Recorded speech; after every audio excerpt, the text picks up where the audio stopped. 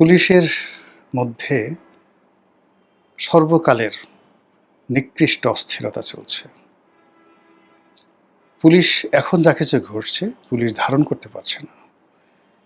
একের পর এক বিভিন্ন আওয়ামী লীগ ট্যাগ দিয়ে, একের পর এক যাকে বলা হয় স্বাধীনতার পক্ষের শক্তির ট্যাগ দিয়ে, একের পর এক বিএনপি বিরোধী ট্যাগ দিয়ে যেভাবে পুলিশের সমস্ত দক্ষ অভিজ্ঞ কর্মকর্তাদেরকে ঝেঁটিয়ে বিদায় করা হচ্ছে, পুরো পুলিশ বাহিনী ফাঁকা।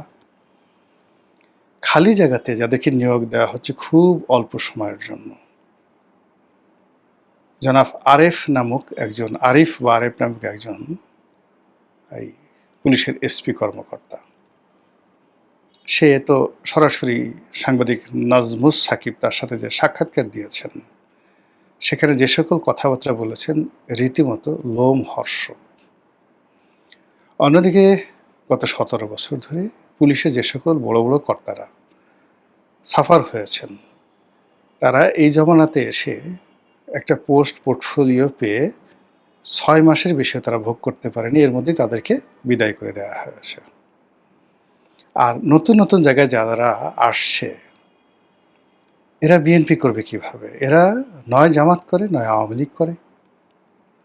এর কারণ হলো, ধরুন এডিশনাল এসপি থেকে এই অল্প 2 বছরের মধ্যে একটা ছেলে যদি ডিআইজি হয়ে যায়, তাহলে রিক্রুটমেন্টটা হয়েছিল কবে, কোন আমলে হয়েছিল, কিভাবে হয়েছিল? সে আওয়ামী লীগ হয় কি করে, সে বিএনপি হয় কি করে? এই অবস্থায় পুলিশে। সিমিলারলি একটা রাষ্ট্রকে চালায় সেই সিভিল সার্ভিস।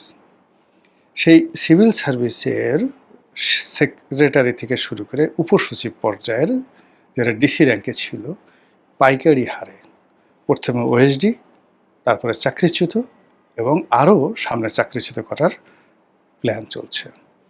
2018 সনে যারা ডিসি হিসেবে নিয়োজিত ছিলেন, তাদের সবাইকে ওএসডি করে রাখা হয়েছে।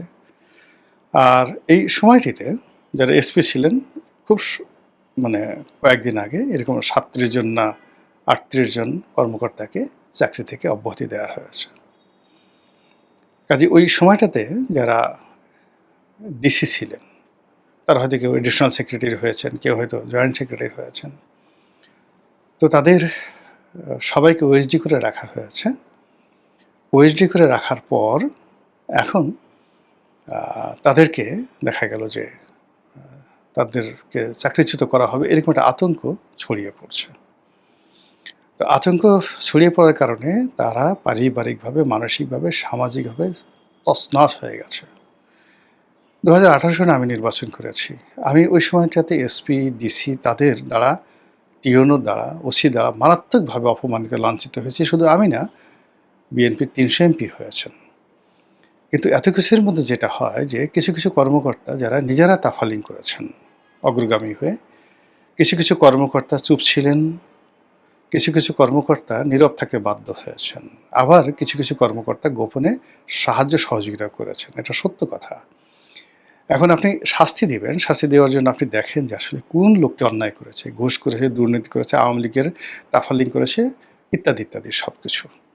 যেমন ধরুন 2018 সনে আমার সাথে খুব আচরণ হয়েছে, কিন্তু তখন যে ডিসি ছিল, সেই ডিসি তেমন কিছু করেনি, অনেকটা প্রফেশনাল।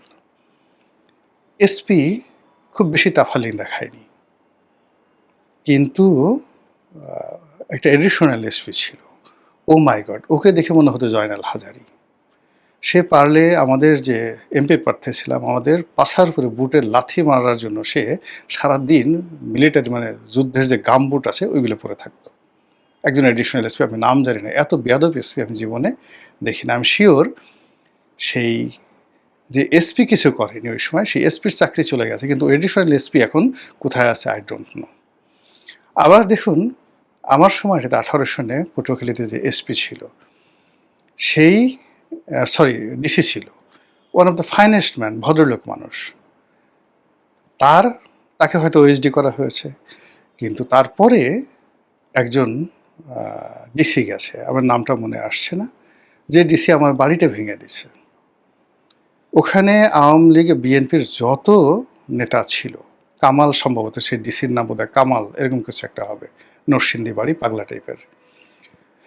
পুরো পটুয়াখালীর ৪টি সংসদীয় এলাকাতে বিএনপির যত এমপি প্রার্থী ছিল, যত নেতাকর্মী ছিল, সবার বাবার নাম ভুলিয়ে দিচ্ছে নির্বাচনের পরপর।